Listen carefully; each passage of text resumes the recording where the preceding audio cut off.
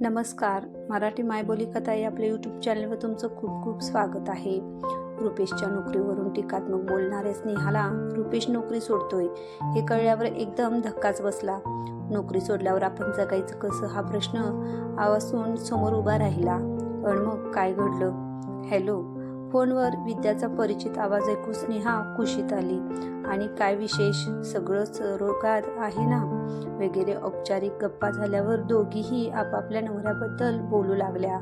प्रखरला तर घराची संसाराची काही काळजीच नाहीये. काल मी त्याला म्हटलं होतं घरी जरा लवकर ये, चिंटूचे शाळेचे बूट अजून थोडंफार सामान घ्यायचं आहे, पण तो इतका उशिरा आला की काय सांगू, विद्या म्हणाली. स्नेहानं म्हटलं, रुपेश पण असंच करतो. अगं, शुक्रवारी नवा सिनेमा बघायचा प्लॅन होता आमचा, पण हा इतक्या उशिरा आला की आम्ही पोहोचेपर्यंत तिथं मध्यांतर व्हायला आलो होतं. विद्या आणि स्नेहा दोघीही गृहिणी होत्या. दोघींचे नवरे एकाच कंपनीत काम करत होते. मुलंही साधारण एकाच वयाची होती. कंपनीच्या एका पार्टीत दोघी प्रथम भेटल्या. दोघींच्याही लक्षात आलं की त्यांचे स्वभाव, त्यांच्या समस्या साधारण सारख्याच आहेत. प्रथम त्या मुलं त्यांचे अभ्यास, महागाई वगैरेवर बोलायच्या. नंतर मात्र नवऱ्याला सतत नावं ठेवणं हाच त्यांच्या गप्पांचा विषय झाला. तेवढ्यात स्नेहाच्या घराची डोरबेल वाजली. तिनं म्हटलं, विद्या, बहुतेक मोलकरीण आलेली आहे, मी फोन ठेवते. फोन ठेवून तिनं दार उघडलं आणि रखमा आत आली तशी मुकाट्यानं भराभरा कामं आटपू लागली. काय झालंय ग रखमा, आज एवढी गप्प का? फार घाईत दिसतेस, स्नेहाने विचारलं तशी ती रडू लागली. काय झालं? घाबरून काळजीनं स्नेहाने विचारलं. काय सांगू बाई, माझा धनी एका शाळेच्या बसचा ड्रायव्हर म्हणून काम करतो. काल चुकून एका मुलाला शाळेतून घरून यायला विसरले तर शाळेनं त्याला ड्युटीवरून काढून टाकले. रखमानं रडत रडत सांगितलं. हे तर वाईट झालं. स्नेहानं सहानुभूती दाखवली. रखमा काम आटोपून गेली आणि स्नेहाला आठवलं, आज भाजी नाहीये घरात. लवानी कुश शाळेतून घरी येण्याआधी तिला भाजी बाजार काढायला हवा. घाईघाईनं आवरून ती भाजीच्या मोहिमेवर निघाली. मनातून रुपेशला भाजीही आणून टाकायला जमत नाही म्हणून चिडचिड चाललेली होती. घरी येऊन स्नेहानं स्वयंपाकाला सुरुवात केली. मुलं शाळेतून आल्यावर त्यांची जेवणं, थोड्या गप्पा, त्यानंतर शाळेचं होमवर्क, त्यानंतर पार्कात खेळायला घेऊन जाणं, आल्यावर उरलेला अभ्यास की लगेच रात्रीचा स्वयंपाक. तेवढ्यात रुपेश येतो, जेवतो की लगेच झोपतो. हीच त्यांची दिनचर्या होती. कधी कधी स्नेहाला या सगळ्याचा वैताग यायचा. मग ती रुपेशची भांडायची. माझ्यासाठी नाही तर निदान मुलांसाठी तरी थोडा वेळ काढता येत नाही का तुला? रुपेशही चिडून म्हणायचा, अख्खा दिवस घरात असतेस तू, काय करतेस बसून? बाहेर मला किती गोष्टींना तोंड द्यावे लागतं ते तुला कुठं माहीत आहे? विद्याला विचार प्रकारही माझ्याबरोबर थांबून काम करत होता. सध्या आमच्या कंपनीची परिस्थिती वाईट आहे. एक नवी कंपनी असल्यामुळे आमचा बिझनेस एकदम डाऊन झाला आहे. पुरे हो तुमच्या कंपनीत रोजच काहीतरी प्रॉब्लेम निघतो. इतकी कंपनीची अवस्था वाईट आहे तर सोडून द्या ही नोकरी. स्नेहा रागानं फणफणत असते. दुसऱ्या दिवशी फोनवर हा सगळा मसाला विद्याला पोहोचवला जातो. एकदा मात्र विद्या आणि स्नेहानं बराच प्रयत्न करून एका रविवारी पिकनिकचा बेत जमवला. गप्पा, खादाडी, हसणं, मुलांचे खेळ यातही प्रखर आणि रुपेश मात्र त्यांच्या कंपनीच्याच कामाबद्दल बोलत होते. शेवटी वैतागून स्नेहानं म्हटलं, तुम्ही दोघं ही कंपनी सोडून स्वतःचा बिझनेस का सुरू करत नाही? बिझनेस? तिघांनी एकदमच विचारलं. हो ना, थोडं लोन घेऊ, थोडा पैसा आपलं सोनं नाणं गहाण ठेवून उभा करता येईल. छोटासा बिझनेस छोट्याशा भांडवलावर उभा करता येईल. स्नेहाची कल्पना सर्वांना पसंत तर पडली. पण व्यवसाय म्हणजे काही पोरखेळ नसतो. प्रखरनं तर स्पष्टच नाही म्हटलं. बिझनेसमध्ये फार रिस्क असते. आपला व्यवसाय चालेल न चालेल कुणी खात्री द्यायची? नको रे बाबा, मी नाही करणार बिझनेस. विद्याला मात्र कल्पना आवडली. स्नेहाबरोबर म्हणते आहे, स्वतःचा बिझनेस म्हणजे कोणाचं बॉसिंग नाही. मनात येईल तेव्हा सुट्टी घ्यावी, बॉसच्या मिनतवाऱ्या करायला नकोत. ती म्हणाली, पण व्यवसाय म्हणजे एक प्रकारचा जुगारच आहे. सगळं काही डावावर लावावं तरी जिंकूच याची खात्री नसेल. प्रखर म्हणाला. मग तो विषय तिथंच संपला. रुपेशचं खरं तर बायको, मुलांवर, संसारावर खरोखर खूप प्रेम होतं. त्यांना फिरायला न्यावं, त्यांना वेळ द्यावा असं त्यालाही वाटायचं. पण बॉसच्या धाकानं तो कधी मोकळेपणानं वागू शकत नव्हता. स्नेहाच्या म्हणण्यावर तो गंभीरपणे विचार करू लागला. दुसऱ्या दिवशी स्नेहानं विद्याला फोन करायला म्हणून रिसिव्हर हातात घेतला. अन डोअरबेल वाजली. रखमा आली वाटतं असं पुटपुटत ती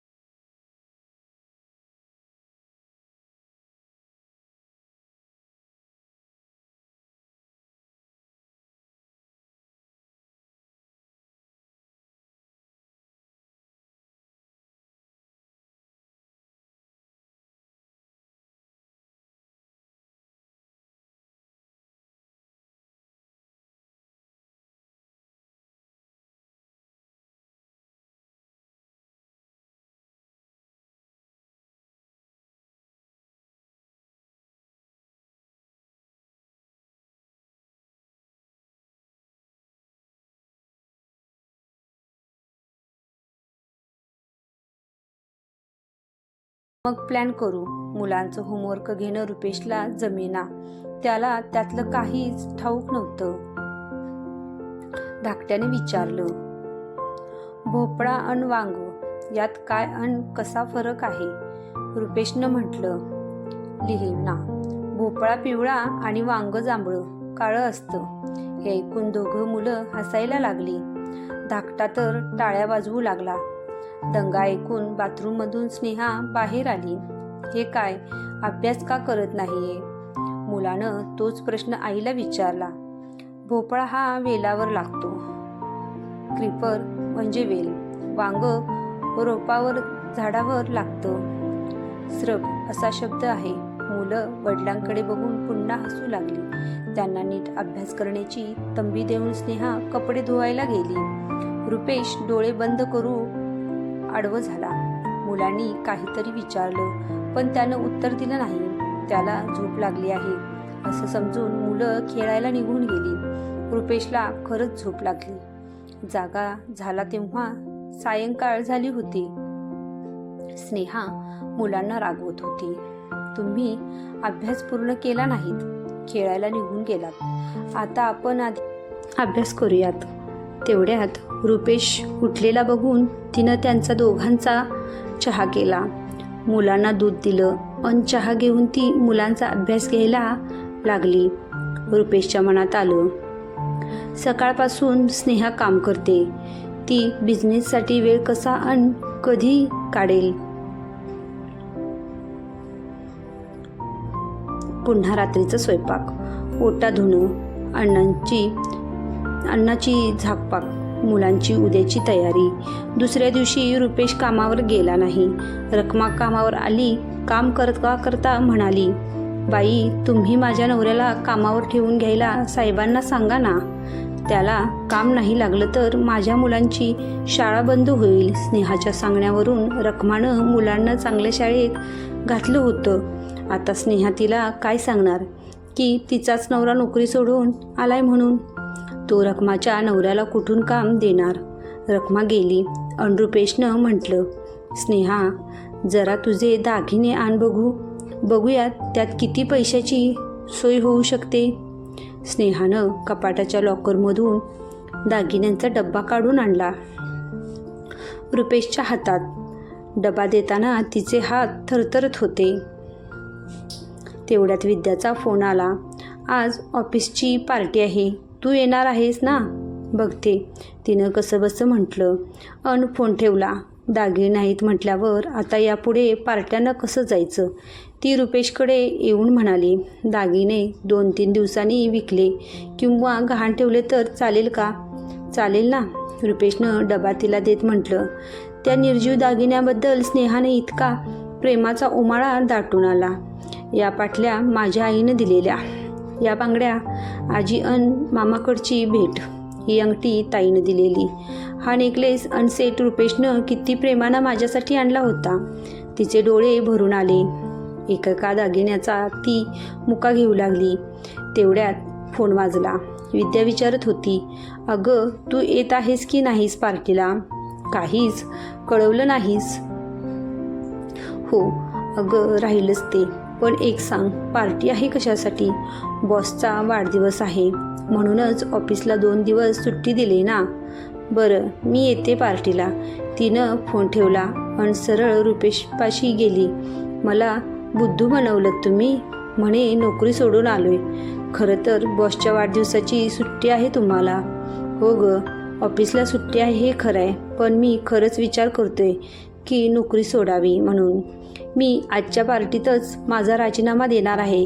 हे बघ, लिहून तयारच आहे. 2 दिवसापूर्वी लिहिलेला राजीनामा त्यानं तिला दाखवला. म्हणजे रुपेश खरोखर नोकरी सोडतोय तर. सायंकाळी पार्टीसाठी तयार होत असताना स्नेहाला सारखं भरून येत होतं. आता हे दागिने तिला परत कधीच बघायला मिळणार नाहीत.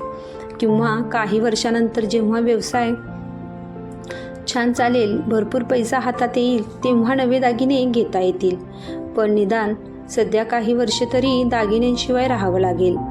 गाडीतून पार्टीला जाताना तिच्या मनात आलं, जर रुपेशने नोकरी सोडली नाही तर.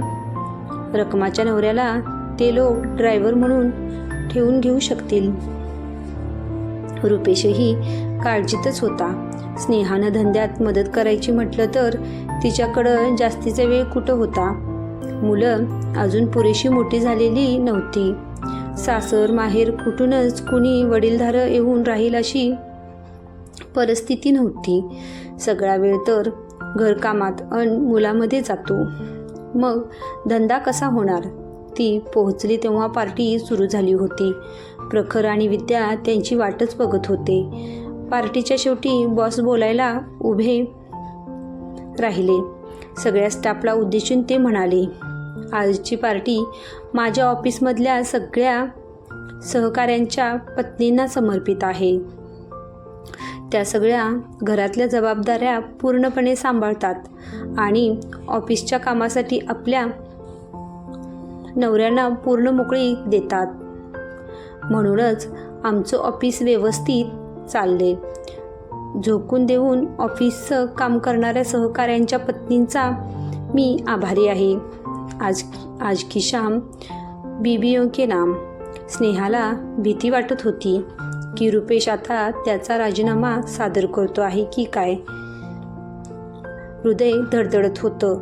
नोकरी सुटली तर पार्ट्या वगैरे बंदच होतील. घरी परतताना रुपेशनं म्हटलं, स्नेहा, तू माझ्यासाठी, आपल्या मुलांसाठी, संसारासाठी खरोखर खूप राबतेस. बॉस बरोबर बोलले. तू घर सांभाळतेस म्हणूनच मी ऑफिसची जबाबदारी सांभाळू शकतो. मी उगीचच तुझ्याशी भांडलो, ओरडलो. सॉरी, माझं चुकलं. नाही रुपेश, माझंच चुकलं. मी तुमच्या नोकरीला दीड दमडीची ठरवत होते, पण ती किती महत्त्वाची आहे हे मला आत्ता कळलं. आज जो काही संसार आहे तो तुमच्या नोकरीमुळेच आहे. तुमच्या कष्टाचं फळ आहे.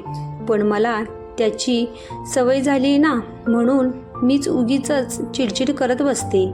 जर हे सगळं नसलं तर मी कशी राहीन, काय काय करीन. बरं झालं तुम्ही राजीनामा दिला नाहीत ते. ही माझी कथा तुम्हाला कशी वाटली हे मला कमेंटमध्ये नक्कीच सांगा. आणि माझे चॅनल लाईक करा, शेअर करा, सबस्क्राईब करून सपोर्ट करा. धन्यवाद.